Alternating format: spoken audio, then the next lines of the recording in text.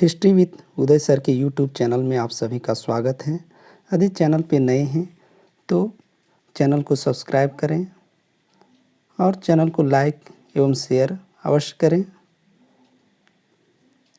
आज हम BA semester 6 के DSC 4 जो इतिहास विषय का एक महत्वपूर्ण टॉपिक है, दक्षिण अफ्रीका में नस्ल भेद या रंग भेद या इंग्लिश में एपराथेइड इन अफ्रीका या मुक्ति आंदोलन के संदर्भ में इसको देखने का प्रयास करेंगे।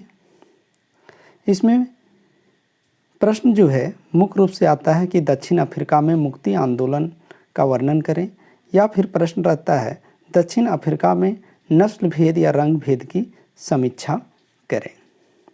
और यह परीक्षा की दृष्टिकोण से बहुत ही महत्वपूर्ण है।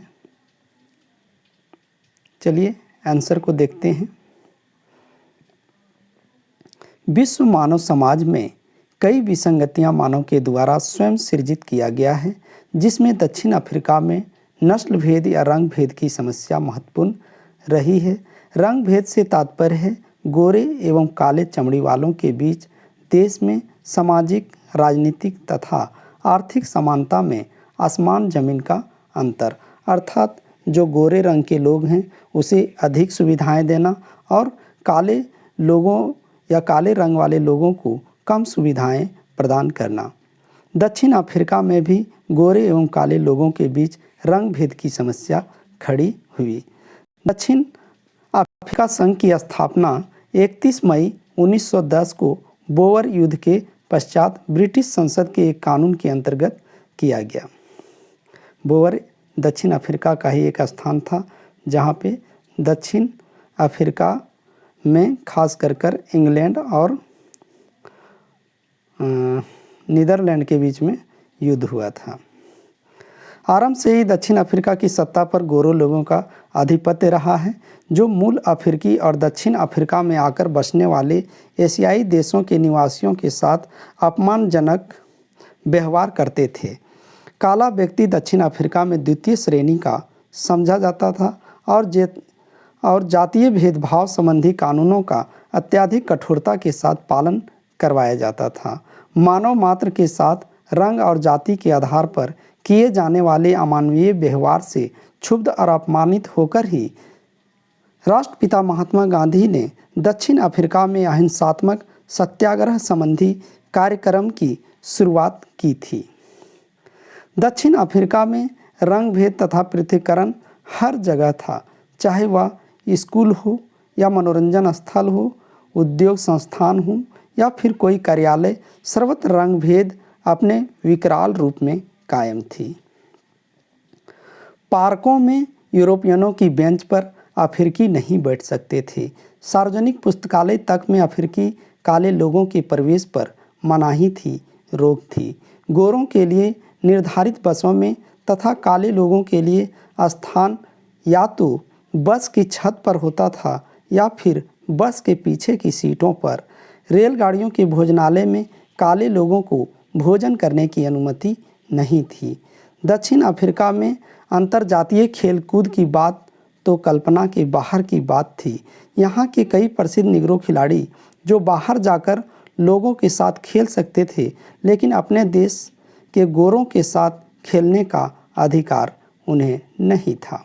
बाहर से आने वाले अश्वेत लोगों के साथ भी दक्षिण अफ्रीका में बड़ा अशिष्ट व्यवहार होता था। 1948 ईस्वी की बात है जब डेनियल मलान दक्षिण अफ्रीका का प्रधानमंत्री बने, तो प्रधानमंत्री बनते ही उन्होंने पहला काम यही किया कि नेटाल और ट्रांसवाल प्रदेश के भारतीयों को मताधिकार से वंचित कर दिया, अर्थात वोट देने से वंचित कर दिया। डॉक्टर मलान का विश्वास था कि अफ्रीकन चुने हुए लोग हैं जो अफ्रीका के निर्जन स्थान में ईश्वर का आदेश लेकर श्वेत सभ्यता का निर्माण करने आए हैं। मलान को तो निग्रो से हाथ मिलाना बिल्कुल पसंद नहीं था, चाहे वह निग्रो अमेरिका का ही क्यों ना हो। मलान ने यूरोपीय और अफ्रीकियों के बीच रंगभेद की नीति या एपराथेइड की नीति का अनुमोदन किया। मलान के बाद जोहानिज्म के शासनकाल को श्वेत श्रेष्ठता का सबसे भयंकर काल माना जाता है।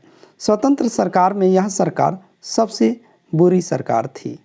रंग भेद का सबसे बड़ा गढ़ होना और इस गढ़ में 1/4 से कम आबादी वालों द्वारा 3/4 से अधिक लोगों को प्रताड़ित एवं पददलित होना दक्षिण अफ्रीका की सबसे बड़ी विशेषता है।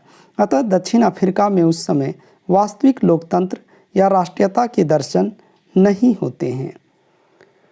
1958 में हेनरिक पारवार्ड प्रधानमंत्री बने।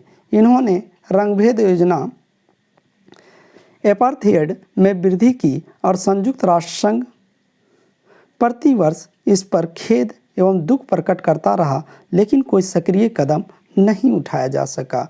गैर यूरोपियनों अश्वेत के दमन और उनके अधिकार अपहरण के लिए ऐसे ऐसे कानून बनाए गए जिन पर आधुनिक सभ्यता और मानवता का सिर लज्जा से झुक जाता है।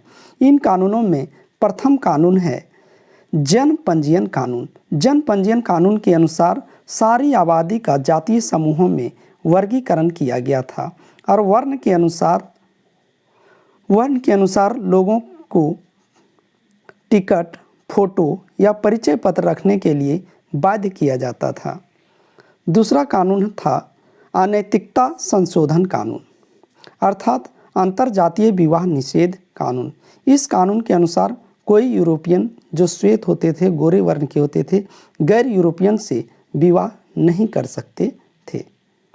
संयुक्त राष्ट्र संघ ने बार बार दक्षिण अफ्रीकी सरकार के जातीय भेदभाव की निंदा की, फिर भी परवार्ड सरकार पर इसका कोई असर नहीं हुआ।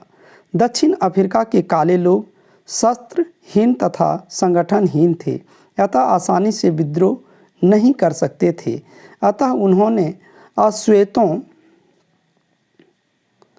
विरोध के दूसरे तरीके निकाले। सरकारी आदेश के अनुसार अश्वेतों को परिचय पत्र लेकर चलना पड़ता था।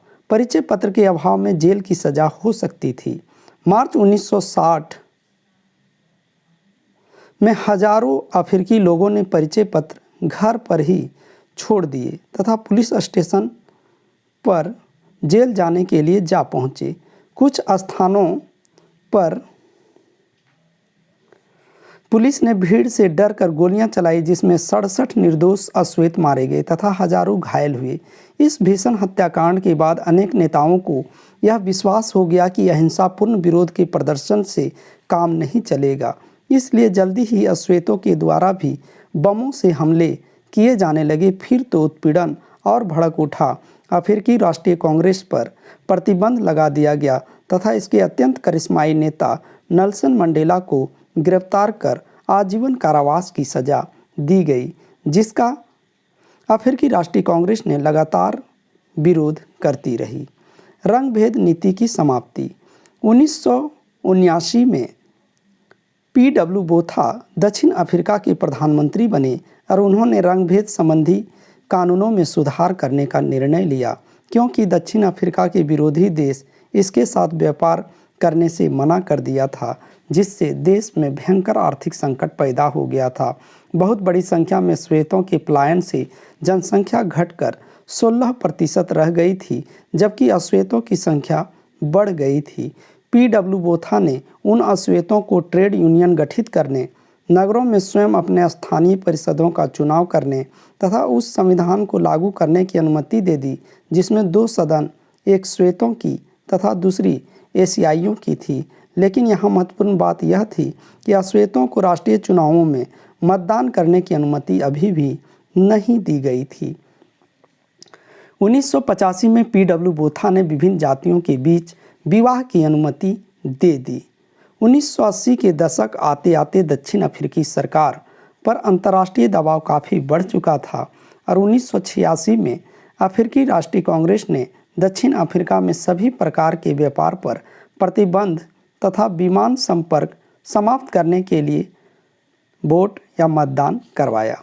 भारतीय प्रधानमंत्री राजीव गांधी ने भी अफ्रीकी अश्वेतों का समर्थन करने के लिए विश्व को आग्रह किया। आर्क बिशप डेसमंड टूटू एक प्रसिद्ध अश्वेत नेता जिन्हें 1984 ईस्वी में शांति का नोबेल पुरस्कार दिया गया था। उन्होंने दक्षिण अफ्रीका विशेषकर नवयुवकों में रंगभेद के विरुद्ध जन भावना को उद्वेलित किया था। 1990 में नेल्सन मंडेला को 27 वर्ष के बाद जेल से रिहा किया गया और 1 अप्रैल 1994 को दक्षिण अफ्रीका में अब तक का पहला खुला चुनाव आयोजित किया गया, जिसमें अफ्रीकी नेशनल कांग्रेस विजयी हुई। नेल्सन मंडेला राष्ट्रपति बनाए गए और नेल्सन मंडेला राष्ट्रपति बनने के बाद सामान्य रूप से उन श्वेतों से तथा विशेष रूप से उन लोगों से जिन्होंने अनुचित ढंग से उसे अभियुक्त बनाया था, बदला लेने से इनकार कर दिया। आखिर क्षमा ही सत्ता का सर्वोत्तम गुण है। मंडेला इस बात को समझते थे कि बदला लेने की भावना से कार्य करना दक्षिण अफ्रीका अलग अलग जातियों में विभक्त हो जाएगा। Thank you.